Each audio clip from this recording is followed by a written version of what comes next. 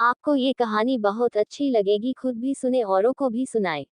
विवाह की वर्षगांठ। विवाह की 10वीं वर्षगांठ के निमंत्रण पत्र छपकर अभी आए थे। अवनी बड़े चाव से उन्हें उलट पलट कर देख रही थी। साथ ही सोच रही थी कि जल्दी से एक सूची तैयार कर ले और नाम पते लिखकर इन्हें डाक में भेज दे। ज्यादा दिन तो बचे नहीं थे। कुछ निमंत्रण पत्र स्वयं बांटने जाना होगा, कुछ कुणाल अकेले ही देने जाएंगे। हाँ, कुछ कार्ड ऐसे भी होंगे जिन्हें लेकर वह अकेले जाएगी। सोचते सोचते अवनी को उन पंडित जी की याद आई जिन्होंने उसके विवाह के समय उसके मांगलिक होने के कारण इस विवाह के असफल होने की आशंका प्रकट की थी। पंडित जी के संदेह के कारण दोनों परिवारों में उलझनें पैदा हो गई थी। ताईजी ने तो अपने इन पंडित जी की बातों से प्रभावित होकर कई पूजा पाठ करवा डाले थे। एक एक करके अवनी को अपने विवाह से संबंधित सभी छोटी बड़ी घटनाएं याद आने लगी। कितना तनाव सहा था उसके परिवार वालों ने विवाह के 1 माह पूर्व। उस समय यदि कुणाल ने आधुनिक एवं तर्कसंगत विचारों से अपने परिवार वालों को समझाया बुझाया न होता तो हो चुका था यह विवाह। अवनी को जब कुणाल, उसके माता पिता एवं ताईजी देखने आए थे तो सभी को दोनों की जोड़ी ऐसी जंची की पहली बार में ही हाँ हो गई। कुणाल के पिता राम मनोहर का अपना व्यवसाय था, अच्छा खासा पैसा था। परिवार में कुणाल के माता पिता, एक बहन और एक ताईजी थी। कुछ वर्ष पूर्व ताऊजी की मृत्यु हो गई थी। ताईजी बिल्कुल अकेली हो गई थी, उनकी अपनी कोई संतान न थी। कुणाल और उसकी बहन रिया ही उनका सर्वस्व थे। कुणाल तो वैसे ही उनकी आंख का तारा था। बच्चे ताईजी को बड़ी माँ कहकर पुकारते और उन्हें सचमुच में ही बड़ी माँ का सम्मान भी देते। कुणाल के माता पिता भी ताईजी को ही घर का मुखिया मानते थे। घर में छोटे बड़े सभी निर्णय उनकी सम्मति से ही लिए जाते थे। जैसा कि प्रायः होता है, लड़की पसंद आने के कुछ दिन पश्चात छोटी मोटी रस्म करके रिश्ता पक्का कर दिया गया। इस बीच कुणाल और अवनी कभी कभार एक दूसरे से मिलने लगे।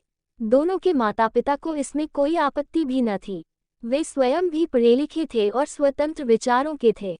बच्चों को ऊंची शिक्षा देने के साथ साथ अपना पूर्ण विश्वास भी उन्होंने बच्चों को दिया था। अतः कुणाल का आना जाना बड़े सहज रूप में स्वीकार कर लिया गया था। पंडित जी से शगुन और विवाह का मुहूर्त निकलवाने ताईजी ही गई थी। पंडित जी ने कन्या और वर दोनों की जन्मपत्री की मांग की थी। दूसरे दिन अवनी के घर यह संदेशा भिजवाया गया कि कन्या की जन्मपत्री भिजवाई जाए ताकि वर की जन्मपत्री से मिलाकर उसके अनुसार ही विवाह का मुहूर्त निकाला जाए। अवनी के माता पिता को भला इसमें क्या आपत्ति हो सकती थी, उन्होंने वैसा ही किया। 3 दिन पश्चात ताईजी स्वयं अवनी के घर आई। अपने भावी समधी से वे अनुरोध भरे स्वर में बोली, अवनी के पक्ष में मंगल ग्रह भारी है। इसके लिए हमारे पंडित जी का कहना है कि आपके घर में अवनी द्वारा 3 दिन पूजा करवा ली जाए तो इस ग्रह का प्रकोप कम हो सकता है। आपको कष्ट तो होगा, लेकिन मैं समझती हूँ कि हमें ये करवा ही लेना चाहिए। अवनी के माता पिता ने इस बात को अधिक तूल न देते हुए अपनी सहमति दे दी और 3 दिन के अनुष्ठान की सारी जिम्मेदारी सहर्ष स्वीकार कर ली। 2 दिन आराम से गुजर गए और अवनी ने भी पूरी निष्ठा से इस अनुष्ठान में भाग लिया। तीसरे दिन प्रातः ही फोन की घंटी बजी और लगा कि अवनी के पिता फोन पर बात करते करते थोड़े झुंझला से रहे हैं। फोन रखकर उन्होंने बताया, ताईजी के कोई स्वामी जी पधारे हैं। ताईजी ने उनको अवनी और कुणाल की जन्म कुंडली आदि दिखाकर उनकी राय पूछी थी। स्वामी जी ने कहा है कि इस ग्रह को शांत करने के लिए 3 दिन नहीं, पूरे 1 सप्ताह तक पूजा करनी चाहिए और उसके उपरांत कन्या के हाथ से बड़ी मात्रा में 7 प्रकार के अन्य वस्तुएं एवं नकद राशि का दान करवाना चाहिए। ताईजी ने हमें ऐसा ही करने का आदेश दिया है। ये सब सुनकर अवनी को अच्छा नहीं लगा। एक तो घर में वैसे ही विवाह के कारण काम बढ़ा हुआ था, जिस पर दिन रात पंडितों के पूजा पाठ, उनके खाने पीने का प्रबंध और उनकी देखभाल। वह बेहद परेशान हो उठी। अवनी जानती थी कि दान दक्षिणा की जो सूची बताई गई है उसमें भी पिताजी का काफी खर्च होगा। वह समझ नहीं पा रही थी कि क्या करे, लेकिन माँ के चेहरे पर कोई परेशानी नहीं थी। उन्होंने ही जैसे तैसे पति और बेटी को समझा बुझाकर धीरज न खोने के लिए राजी किया। उनकी व्यावहारिक बुद्धि यही कहती थी कि लड़की वालों को थोड़ा बहुत झुकना ही पड़ता है। इस बीच कुणाल भी अपनी और अपने माता पिता की ओर से अवनी के घर वालों से उन्हें परेशान करने के लिए क्षमा मांगने आया। वह जानता था कि यह सब ढकोसला है, लेकिन ताईजी की भावनाओं और उनकी ममता की कद्र करते हुए वह उन्हें दुखी नहीं करना चाहता था। इसलिए वह भी इसमें सहयोग देने के लिए राजी हो गया था, वरना वह और उसके माता पिता किसी भी कारण से अवनी के परिवार वालों को अनुचित कष्ट नहीं देना चाहते थे। लेकिन अभी एक और प्रहार बाकी था। किसी ने ये भी बता दिया था कि इस अनुष्ठान के पश्चात कन्या का एक झूठ मूठ का विवाह बकरे या भेड़ से करवाना जरूरी है, क्योंकि मंगल की जो कुदृष्टि पूजा के बाद भी बच जाएगी वह उसी पर पड़ेगी। उसके पश्चात अवनी और कुणाल का विवाह बड़ी धूमधाम से होगा और उनका वैवाहिक जीवन संपूर्ण रूप से निष्कंटक हो जाएगा। ताईजी यह संदेश लेकर स्वयं आई थी। उस समय अवनी घर पर नहीं थी।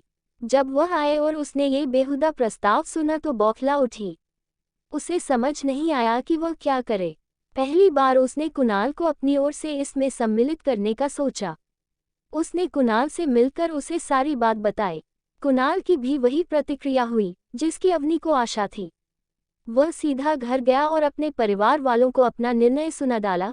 यदि आप इन सब ढकोसलों को और बढ़ावा देंगे या मानेंगे तो मैं अवनी तो क्या, किसी भी अन्य लड़की से विवाह नहीं करूंगा और जीवन भर अविवाहित रहूंगा।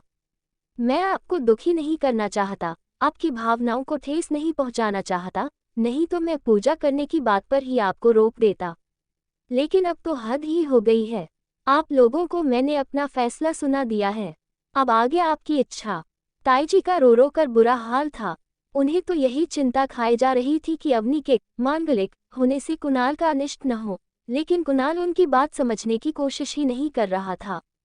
उसका कहना था, ये झूठ मूठ का विवाह कर लेने से अवनी का क्या बिगड़ जाएगा। उधर अवनी को भी कुणाल ने यही पट्टी पढ़ाई थी कि तुम पर कैसा भी दबाव डाला जाए, तुम टस से मज न होना, भले ही कितनी मिन्नतें करें, जबरदस्ती करें, किसी भी दशा में तुम अपना फैसला न बदलना। भला कहीं मनुष्यों के विवाह जानवरों से भी होते हैं, भले ही यह झूठ मूठ का ही क्यों न हो। अवनी तो वैसे ही ताईजी के इस प्रस्ताव को सुनकर आपे से बाहर हो रही थी। उस पर कुणाल ने उसकी बात को सम्मान देकर उसकी हिम्मत को बढ़ाया था। साथ ही कुणाल ने ये भी बता दिया था कि उसके माता पिता को अवनी बहुत पसंद है और वे इन ढकोसलों में विश्वास नहीं करते, इसलिए ताईजी को समझाने में उसके माता पिता भी सहायता करेंगे। वैसे ताईजी को ये स्वीकार ही नहीं होगा कि कुणाल जीवन भर अविवाहित रहे। वे तो न जाने कितने वर्षों से उसके विवाह के सपने देख रही थीं और उसकी बहू के लिए उन्होंने अच्छे से अच्छे जेवर सहेज कर रखे हुए थे। लेकिन पुरानी रूढ़ियों में जकड़ी अशिक्षित ताईजी एक अनजान भय से ग्रस्त इन पाखंडों और लालची पंडितों की बातों में आ गई थी। कुणाल ने कविता को बता दिया था कि धीरे धीरे सब ठीक हो जाएगा और अगर फिर भी ताईजी ने स्वीकृति न दी तो दोनों के माता पिता की स्वीकृति तो है ही, वे चुपचाप शादी कर लेंगे। अवनी को कुणाल की बातों ने बहुत बड़ा सहारा दिया था, पर क्या ताईजी ऐसे ही मान गई थी। घर छोड़ जाने और आजीवन विवाह न करने की कुणाल द्वारा दी गई धमकियों ने अपना रंग दिखाया और 4 महीने का समय नष्ट करके अंत में अवनी और कुणाल का विवाह बड़ी धूमधाम से हो गया। अवनी एक भरपूर गृहस्थी के हर सुख से संपन्न थी। धन संपत्ति, अच्छा पति, भैया स्कूलों में पढ़ते लाडले बच्चे और अपने सास ससुर की वह दुलारी बहू थी। बस उसके वैवाहिक जीवन का एक खलनायक था मंगल ग्रह, जिस पर कुणाल की सहायता एवं प्रोत्साहन से अवनी ने विजय पाई थी। कभी भी परिवार के सभी सदस्य मंगल ग्रह की पूजा और नकली विवाह की बातें याद करते हैं तो ताईजी सबसे अधिक दिल खोलकर हंसती।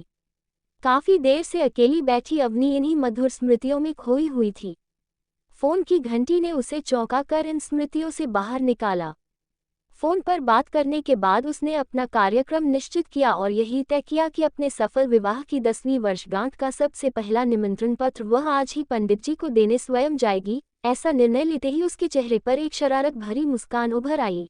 मेरे चैनल को पिलिच लाइक और सब्सक्राइब करें।